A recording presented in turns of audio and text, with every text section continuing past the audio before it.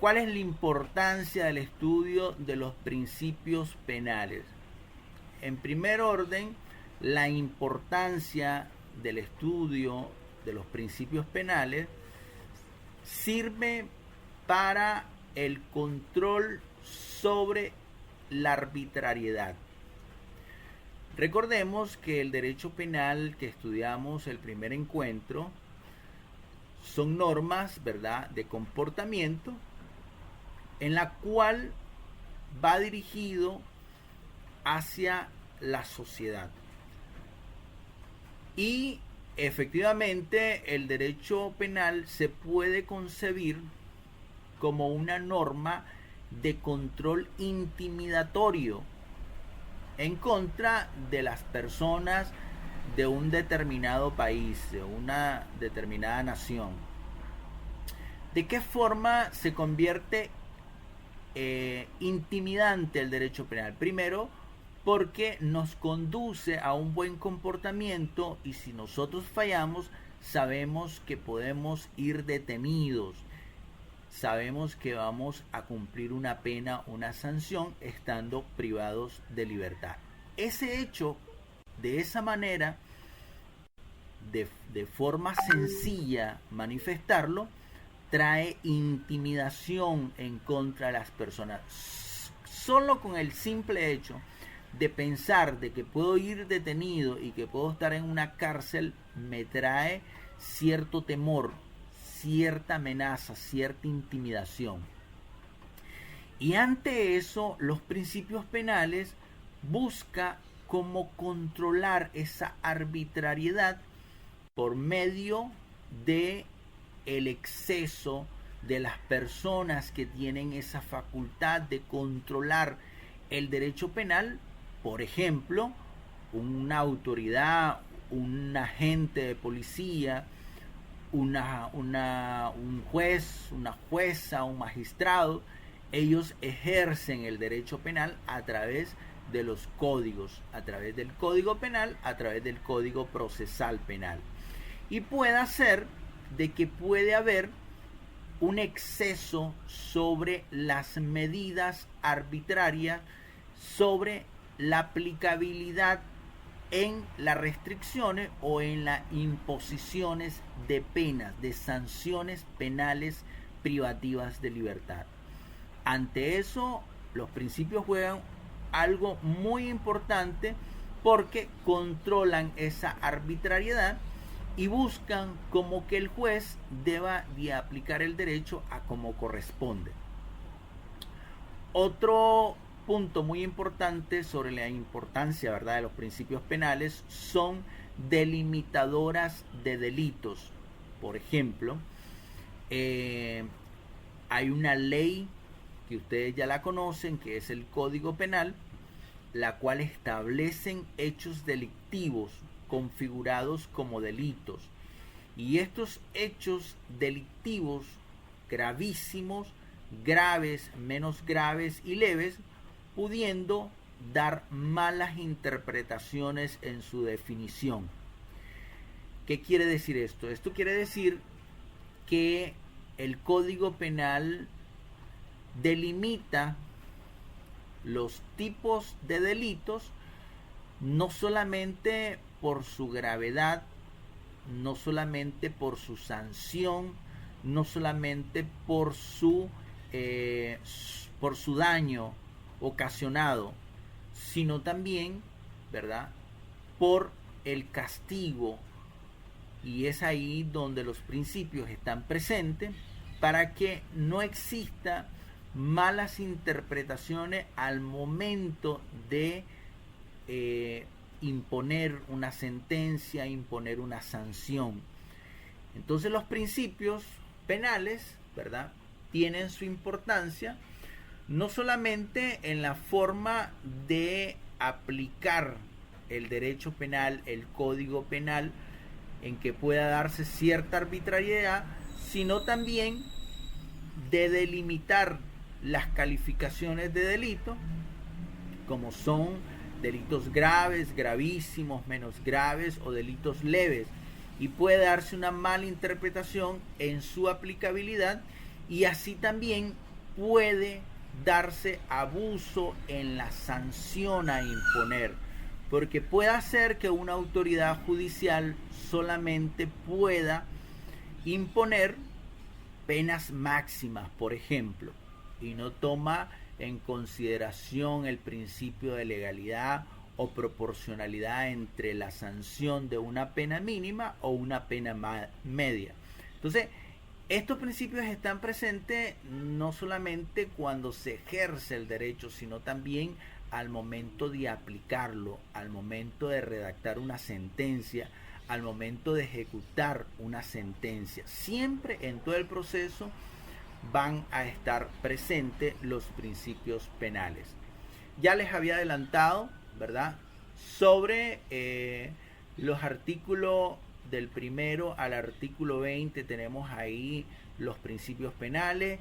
Rápidamente les puedo decir de que tenemos el principio de legalidad, ¿verdad?, en el artículo 1. También tenemos el principio de irretroactividad en el artículo 2. También tenemos la ley emitida ante el incumplimiento de la condena, y esto obedece, ¿verdad?, al artículo 3. Algunos principios son la continuidad de otros principios. Ejemplo de ellos les puedo decir el principio de dignidad humana, que aparece en el artículo 4. Se desprende este principio de dignidad humana, donde no solamente tiene el valor a la persona acusada, hay que ser digno con la persona acusada y no hay que someterlo a ciertas torturas, a ciertas acciones que violenten derechos constitucionales. Y de esa misma manera también tiene dignidad la víctima, ¿verdad?, quien realmente, ¿verdad?, está buscando el proceso para que le pueda tener o resolver su violación a ese derecho constitucional. Artículo 5. También tenemos garantías constitucionales de ejecución, principio de lesividad, principio de responsabilidad penal y de humanidad. Y ahí tenemos también los principios de responsabilidad subjetiva, de culpabilidad, interpretación extensiva y aplicación analógica, un principio muy importante que lo vamos a estudiar, que aparece en el artículo número 10. También tenemos los concursos aparentes de leyes. Este principio está íntimamente relacionado, ¿verdad?, con el principio de territorialidad o el principio del tiempo o lugar de realización del delito. Esto nos quiere decir sobre la ubicación de donde ocurrió el delito, pero a su vez el principio de territorialidad tiene sus excepciones. El principio de persona, principio real de protección de intereses y principio de universalidad. Esta excepción del principio de territorialidad obedece al principio de universalidad, que tiene que ver con los delitos universales. Indistintamente donde se realice el delito, puede perfectamente ser objeto de una acusación. También tenemos el principio de extradición, sus requisitos a partir del artículo 17 y 18. El principio de no entrega de los nacionales, artículo 19. Y por último, leyes penales especiales, artículo 20. Ahí tenemos los distintos principios que vamos a estudiar el día de hoy, y también tenemos los artículos. Vamos a iniciar con el principio de legalidad, artículo 1. Lo importante de este principio de legalidad, ¿verdad?, que aparece en el artículo 1, en primer lugar, es que me dice el código cómo debe de definirse lo que es un delito, qué debe de entenderse lo que es un delito o una falta por la ley. Y además también debe estar prevista como un delito para que yo pueda ser juzgado en la medida o en la base de ese delito. En consecuencia, sobre la aplicabilidad, ¿verdad?, de ese delito siempre y cuando cumpla con todos los requisitos necesarios. Por ejemplo, el delito de violación, por ejemplo, ¿verdad?, ya establece cómo debe, a qué se debe, cómo se ejecuta el delito, cuáles son sus verbos rectores, cuáles son sus elementos y también cuál es la sanción a imponer. Eso está contenido en la ley. Si yo, como una persona de sujeto activo, cometo ese delito, lo realizo ese delito, yo tengo que hacer tal a como la ley lo debe de establecer o lo debe de imputar como delito, lo debe de definir como delito. Entonces requiere para ese delito de violación, por ejemplo, debe de existir una penetración, por ejemplo. Si no hay una penetración, no estaríamos hablando de un delito de violación, por ejemplo. De esa misma naturaleza puedo explicar el delito de robo. Si no hay un arrebato, si no hay una intimidación, si no hay una amenaza, no puede darse el delito de robo.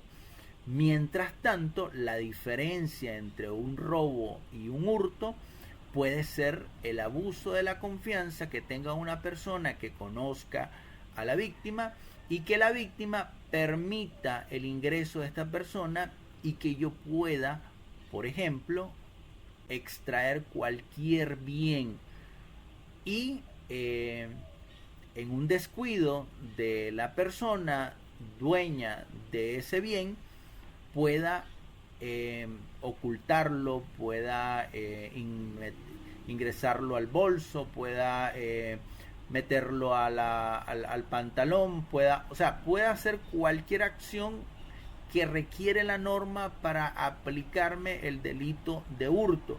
Si yo no realizo esa acción, jamás puedo cometer esos delitos. Por esos delitos ya están definidos, ya están predeterminados, ya están controlados para que efectivamente pueda subsumirse, pueda adaptarse a las acciones que yo he realizado para que pueda decir que ahí tenemos un delito de hurto, tenemos un delito de robo, tenemos un delito de violación, tenemos un delito de asesinato, tenemos un delito de homicidio. Si yo no realizo esas acciones tal a como lo dice la norma, no se me puede juzgar. Ya la ley tiene que predeterminar de manera anticipada antes que yo realice ese delito para que pueda ser juzgado y para que a su vez pueda imponerse una sanción penal. Eso me da a pensar de que si no está previamente calificado por la ley como un delito, entonces yo puedo realizarlo sin ningún tipo de preocupación. Si la ley no me dice que eso está calificado como delito, entonces yo no tengo ningún problema en realizarlo. Pero si la ley me dice que sí es un delito, entonces yo dejo de realizarlo.